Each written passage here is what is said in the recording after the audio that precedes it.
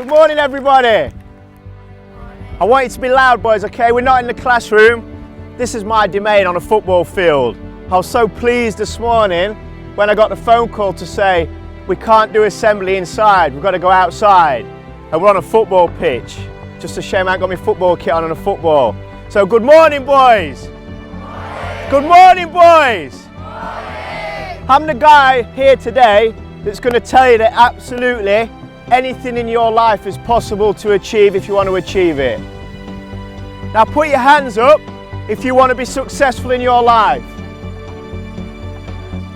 Okay, when I ask you again, I don't want to see. I want to see, yeah, I want to be successful. Who wants to be successful in their life? Pardon? Okay, arms down, boys. We have a culture in England and Great Britain to be embarrassed about wanting to be successful. We have a culture where you're not allowed to be proud of your achievements. Well, that's a load of rubbish.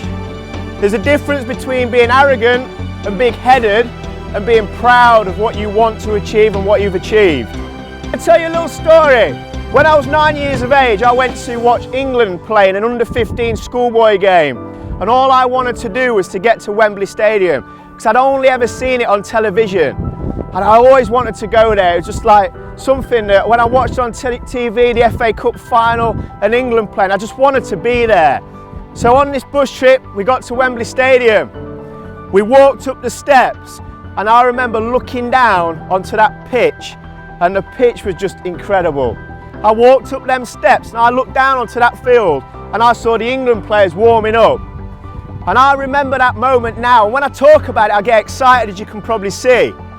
Because I looked down on that field and I said to myself, I want to be one of them.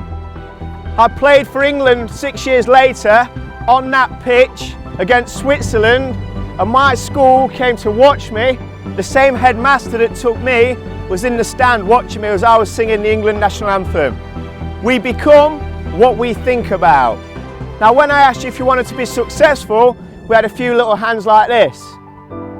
Now, do you think you're going to be successful if you only want it as much as this?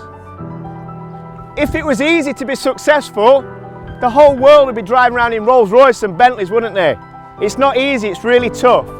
My 12-year-old daughter last night told me she wanted a six-pack. So first of all, I tried to show her the plank. Guess what she said? I don't like that.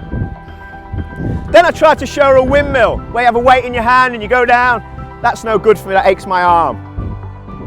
Do you think she's ever going to have a six-pack? So on a daily basis, every decision we make, every single day when we get out of bed, takes us closer to our destiny of success.